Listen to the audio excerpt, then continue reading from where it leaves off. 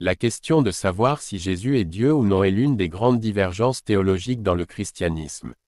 Certains chrétiens, en particulier les témoins de Jéhovah et les unitariens, croient que Jésus n'est pas Dieu lui-même mais un être distinct, inférieur au Père. Ils appuient cette croyance sur plusieurs passages de la Bible. Voici quelques passages utilisés pour justifier l'idée que Jésus n'est pas Dieu. 1. Jean 14, verset 28. Le Père est plus grand que moi. Dans ce passage, Jésus dit clairement que le Père, Dieu, est plus grand que lui, ce qui semble indiquer une hiérarchie et une distinction entre Jésus et Dieu. 2. Marc chapitre 13, verset 32. Pour ce qui est du jour ou de l'heure, personne ne le sait, ni les anges dans le ciel, ni le Fils, mais le Père seul. Ici, Jésus lui-même admet qu'il n'a pas la connaissance de certaines choses que seul le Père connaît, ce qui pourrait indiquer une distinction en termes de pouvoir et d'omnipotence. 3. Jean 17 verset 3.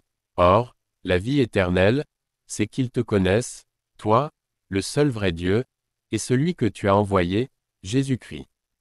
Dans cette prière, Jésus semble indiquer que le Père est le seul vrai Dieu, et que lui-même est celui que Dieu a envoyé, ce qui pourrait suggérer qu'il n'est pas égal à Dieu. 4. 1 Corinthiens 15, verset 28. Quand tout lui aura été soumis, alors le Fils lui-même se soumettra à celui qui lui a tout soumis, afin que Dieu soit tout en tous. Ce verset parle de la soumission du Fils à Dieu à la fin des temps, ce qui renforce l'idée que Jésus est subordonné à Dieu. 5. Jean 20 verset 17. Jésus lui dit, « Ne me touche pas, car je ne suis pas encore monté vers mon Père, mais va trouver mes frères, et dis-leur que je monte vers mon Père et votre Père, vers mon Dieu et votre Dieu. » Jésus fait référence à Dieu comme à son propre Dieu, ce qui pourrait impliquer qu'il n'est pas Dieu lui-même. 6. 1 Timothée 2 verset 5, car il y a un seul Dieu, et aussi un seul médiateur entre Dieu et les hommes, Jésus-Christ homme. Ce passage présente Jésus comme le médiateur entre Dieu et les hommes, ce qui semble le distinguer de Dieu. 7. Acte 2 verset 22. Homme d'Israël, écoutez ces paroles. Jésus de Nazareth, cet homme à qui Dieu a rendu témoignage devant vous par des miracles, des prodiges et des signes qu'il a opérés par lui au milieu de vous, comme vous le savez vous-même. Ce verset présente Jésus comme un homme à travers lequel Dieu agit, plutôt que comme Dieu lui-même. 8. Hébreux 5 versets 7 à 8, c'est lui qui, dans les jours de sa chair, ayant présenté avec de grands cris et avec larmes des prières et des supplications à celui qui pouvait le sauver de la mort, et ayant été exaucé à cause de sa piété.